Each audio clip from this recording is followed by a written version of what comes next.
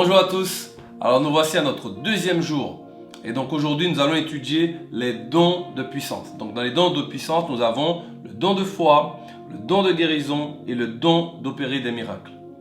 Et donc nous allons commencer de suite avec le don de foi. Et donc d'entrée je dirais le don de foi n'est pas à confondre avec cette confiance que nous avons naturellement en nous. Ok, cela n'a rien à voir. Non plus à confondre avec une foi basée sur le raisonnement ou sur la foi du salut. Quand je parle de foi du salut, je parle de cette foi qui t'a permis de croire que ce Dieu existait et que son Fils unique était mort à la croix pour toi, pour tes péchés et pour que tu puisses vraiment vivre une vie nouvelle. Amen. Alors tous les croyants ont reçu de Dieu la foi qui sauve en tant qu'unique moyen à leur salut.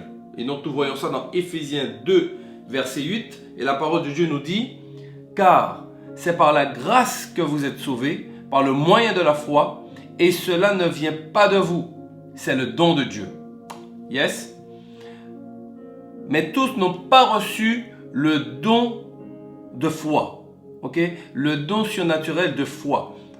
Comme tous les dons spirituels, le don de la foi est distribué par le bien de tous, l'édification et pour l'édification du corps de Christ.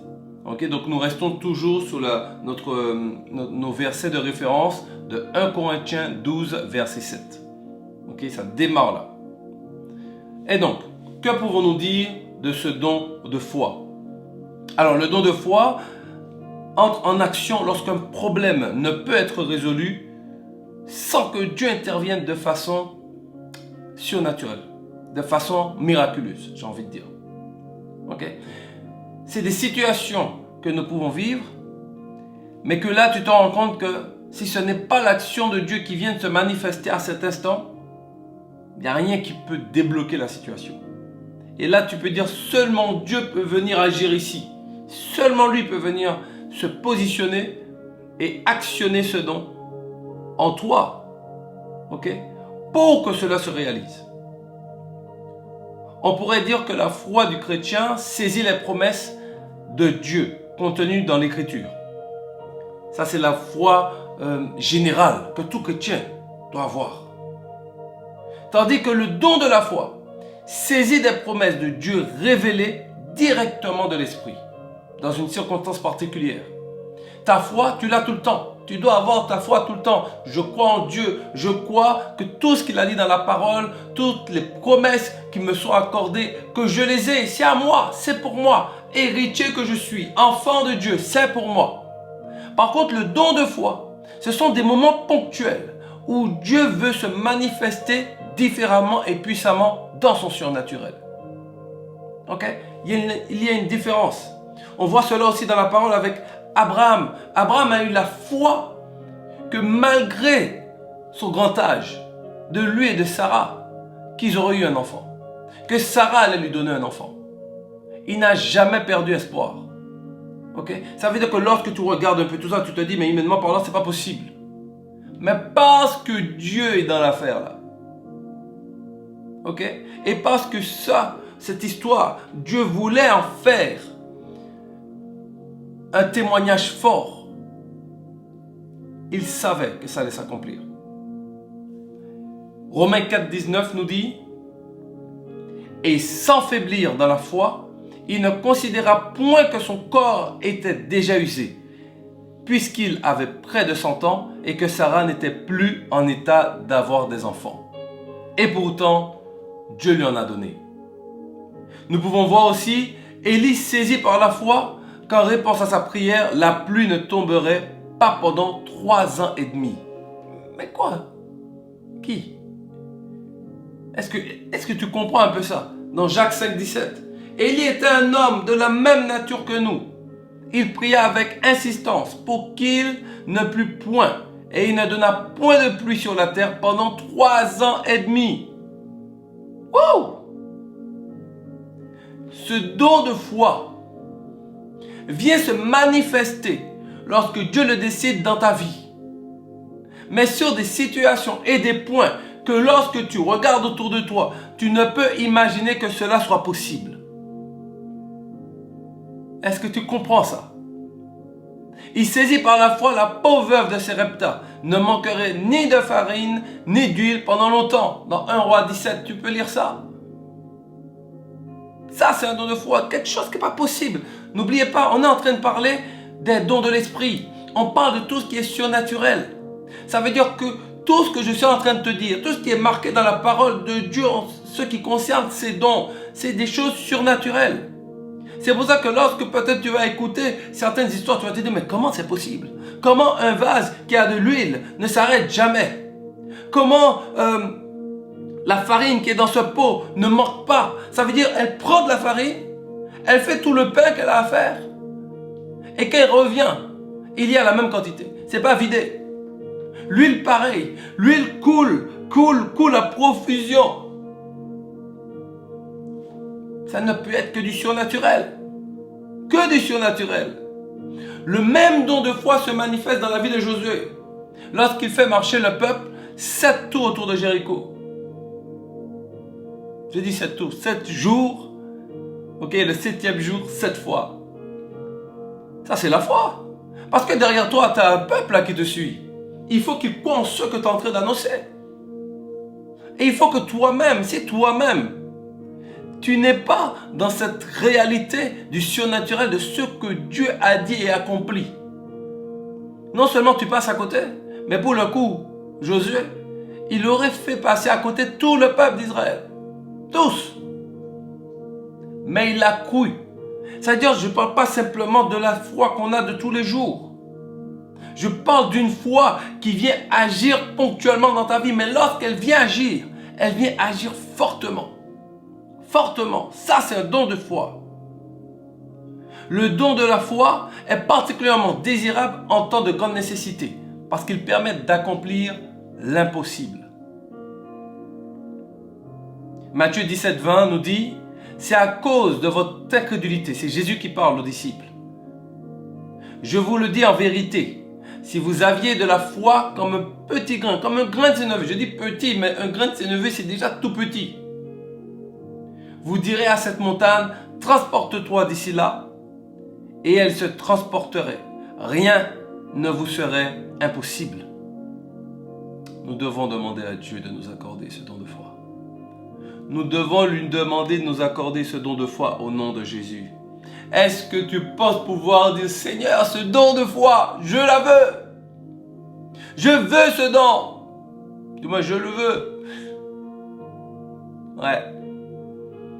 Nous pouvons lui demander. Il fera comme il le souhaite, par rapport à ce dont nous avons besoin pour l'œuvre. Mais waouh! Nous allons passer maintenant au don de guérison. Alors le don de guérison, le don de guérir les malades est une manifestation, attention, une manifestation surnaturelle de l'Esprit de Dieu qui se traduit par la guérison miraculeuse des malades. Ok? Le chrétien qui a un don de guérison, c'est qu'il n'a aucune capacité naturelle, personnelle, héréditaire, intellectuelle pour guérir. Mais que ce qu'il est en train d'accomplir, il sait très bien que cela, c'est l'intervention de Dieu qui intervient. Ce n'est pas lui. Ça ne peut venir de lui. Amen. C'est la puissance de Dieu qui détruit les œuvres du péché ou du diable dans le corps humain. Et Jésus et les disciples, ils ont effectué des guérisons miraculeuses.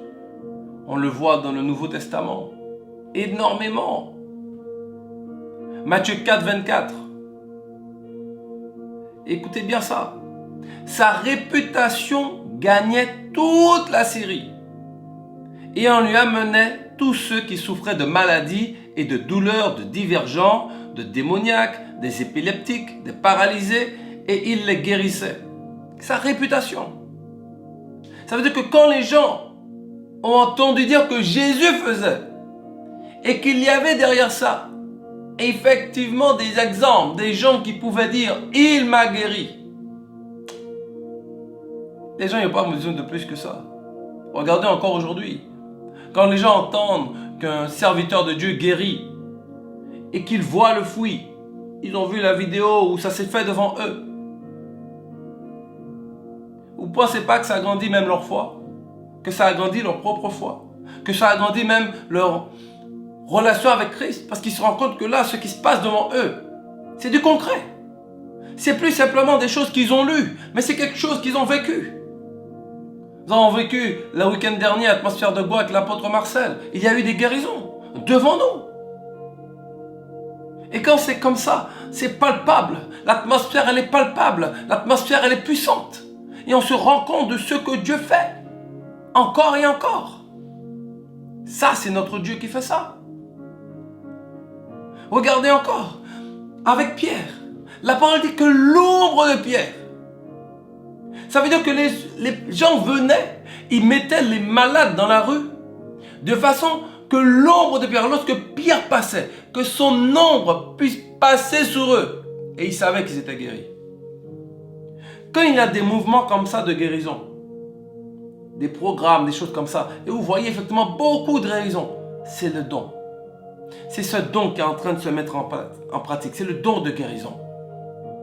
Dieu vient manifester sa puissance à travers son serviteur pour guérir ces personnes. Ces personnes qui sont accablées, ces personnes qui ont enfin besoin de sortir un peu dans leur maladie. Pas un peu, totalement. Amen. Le don. Le don de guérison. Et le don de guérison est bien sûr d'une importance incalculable pour le ministère de l'évangéliste. Car il confirme la parole annoncée. Imaginez quelqu'un qui vient vous parler de la parole de Dieu.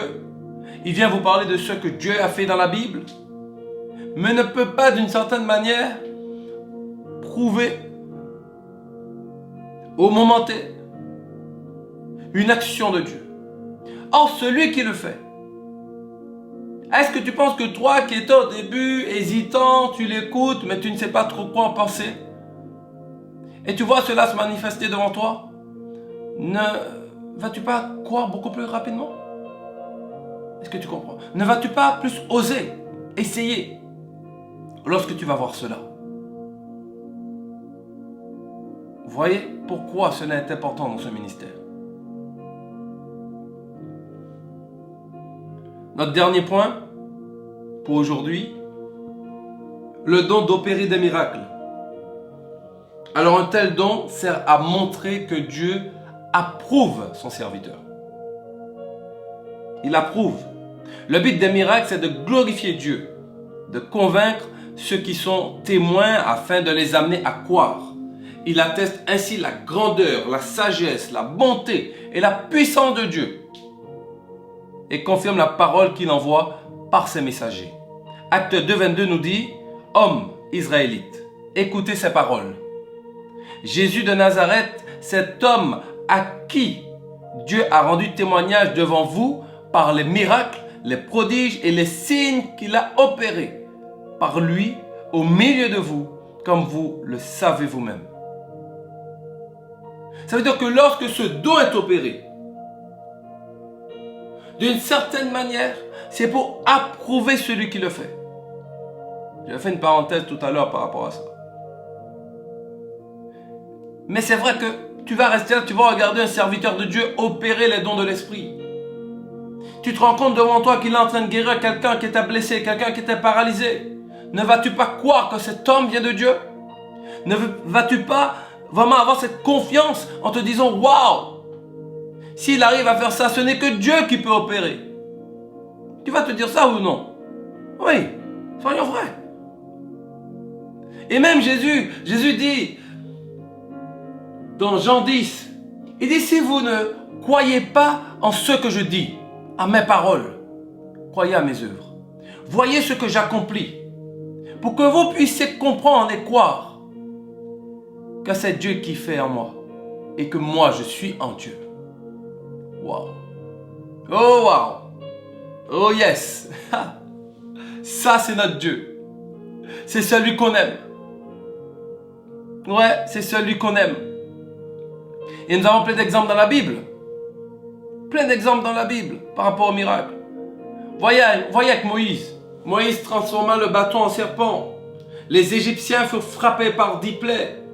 Le rocher donna de l'eau. Tout ça avec Moïse. Élie, il ressuscita le fils de la veuve de Sarepta.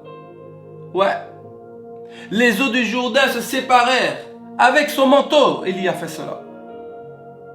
Quand vous voyez que même les éléments naturels répondent lorsque vous décidez d'accomplir quelque chose, tu es obligé de croire que tu viens de Dieu. Regardez lorsque Jésus parle à la tempête. Il dit à cette tempête, silence. Et la tempête écoute. Regardez lorsque Jésus, il ressuscite Lazare. Lazare sort. La parole dit que Lazare, son corps était déjà pourri. On prenait déjà l'odeur. Et Lazare, il sort du tombeau, debout avec ses bandelettes sur lui. Ressuscité. Ouais. Même Pierre qui ressuscita aussi Tabitha.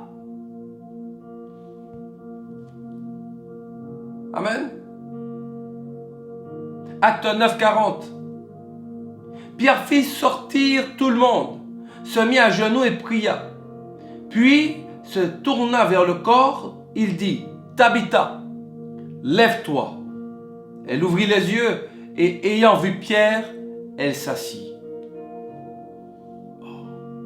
Je vous ai dit surnaturel. Des choses que l'œil humain, que le raisonnement humain, la compréhension humaine ne peut comprendre, ne peut expliquer. Et pourtant, tellement concret, tellement si réaliste. Mais nous devons faire attention. Ne croyons pas donc, par conséquent, que tous les miracles sont divins. Demeurons vigilants et discernants si tel ou tel miracle vient de Dieu ou des puissances démoniaques. Apocalypse 13, versets 13 à 14. Elle opérait de grands prodiges, même jusqu'à faire descendre le feu du ciel sur la terre, à la vue des hommes. Et elle séduisait les habitants de la terre par les prodiges qui lui étaient donnés d'opérer en présence de la bête, disant aux habitants de la terre de faire une image à la bête qui avait la blessure de l'épée et qui vivait.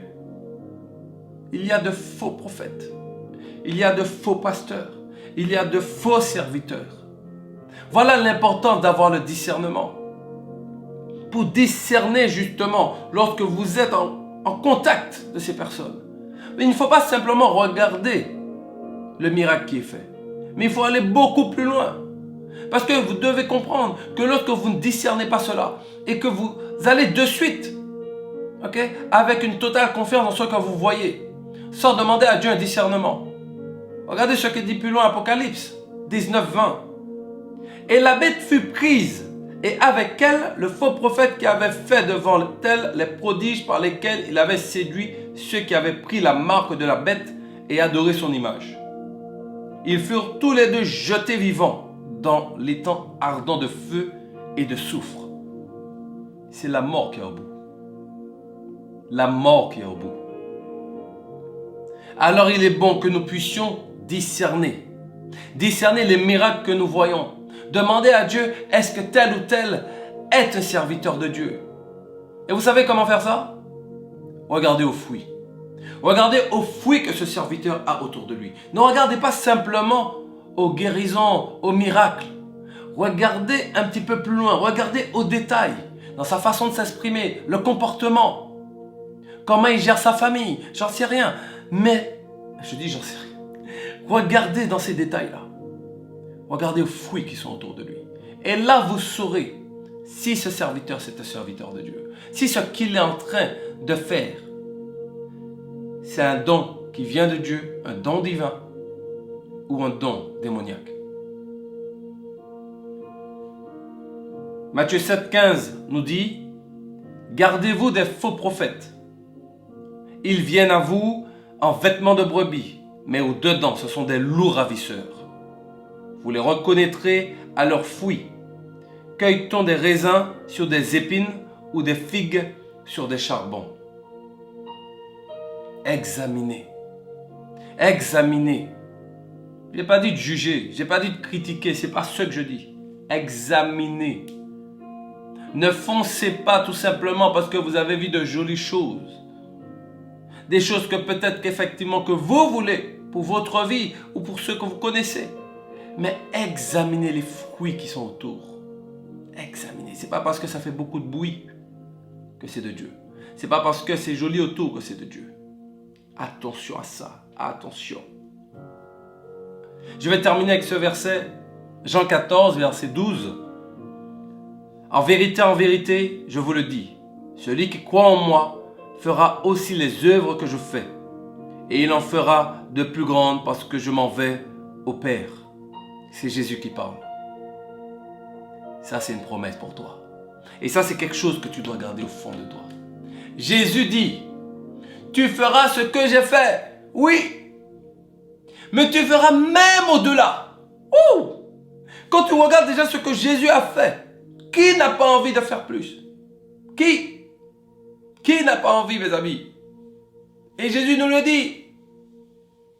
Il nous le dit. Alors que nous puissions marcher avec cela, que nous puissions croire totalement que ce que la parole de Dieu dit est vrai, elle ne change pas, elle ne varie pas. Mais que dans cette parole qui est vivante, il y a des dons que Dieu veut pour nous, des dons pour nous permettre d'accomplir son œuvre complètement, excellemment, pour exceller là-dedans. Nous avons besoin de ces dons. Nous en avons besoin. Alors je vais prier et que tu puisses prier toi aussi et demander à Dieu de commencer à préparer tout ton être, tout ton corps, tout ton esprit à recevoir ce qu'il veut pendant des années données. Vous savez qu'est-ce qui fait parfois distance entre ce que Dieu veut pour toi et nous? C'est que parfois nous avons mis de côté ce qui se passait dans la parole de Dieu. Je parle du miracle. Parfois, notre raisonnement a pris tellement la place que nous n'arrivons pas à croire que lorsque quelqu'un se lève de son fauteuil et commence à marcher, que c'est vrai. Que lorsque quelqu'un était dans le coma et qui s'est réveillé, que c'est vrai. Nous n'arrivons plus à croire cela. Or, il est temps que ce voile qui était venu se poser pour donner des limites à ce que la puissance de Dieu puisse accomplir soit brisé au nom de Jésus. Soit brisé. Nous en avons assez. Assez de rester à la surface. Venons, nous allons en profondeur. Venons, nous allons encore plus haut. Et c'est ce que Dieu veut pour nous. Alors Seigneur, que tu puisses ouvrir notre esprit. Que tu puisses venir, Saint-Esprit de Dieu, et t'installer complètement. Et que tu puisses activer en nous, je dis bien activer en nous, les dons de l'Esprit. Tes dons du surnaturel. Viens manifester ta gloire en nous, Seigneur. Car nous voulons pouvoir non seulement voir ta gloire, mais être des acteurs de ta gloire. Que nous puissions par ces dons tout te remettre et que l'homme puisse se rendre compte que le Dieu qui était est toujours le même aujourd'hui. Que le Dieu qui faisait fait toujours aujourd'hui. Oui, Seigneur. Alors que tu puisses, Papa, nous aider, oh Dieu, à vivre ces dons de puissance. À manifester ces dons de puissance pour ta volonté, pour ta gloire, au nom de Jésus. Alors Seigneur, manifeste-toi, mon Dieu, et agis comme tu sais si bien le faire. Que tu puisses trouver un vase disponible pour que tu puisses déverser en nous, et activer dans nos vies ces dons au nom de Jésus. Alors que tu puisses, Père, manifester ta gloire. Amen. Alors que tu puisses rester concentré, que tu puisses rester discipliné dans ta vie. Recherche la sanctification, demande à Dieu le discernement et avance. Ce que Dieu a fait avec son Fils Jésus, tu peux aussi le faire si c'est ce qu'il veut pour toi. Mais dispose ta vie. Dépose un vase disponible pour qu'il puisse relâcher encore son huile là-dedans. Une huile nouvelle, une onction nouvelle, chaque jour. Et allons en profondeur. Sortons de la surface, arrêtons les distractions. Allons rechercher beaucoup plus avec lui. Yes, beaucoup plus. Laissons à côté tout ce qui n'a pas de valeur et qui ne sert à rien. Mais gardons nos yeux fixés sur le capitaine du bateau, sur le phare dans les ténèbres, au nom de Jésus. Alors sois béni et je te dis à demain.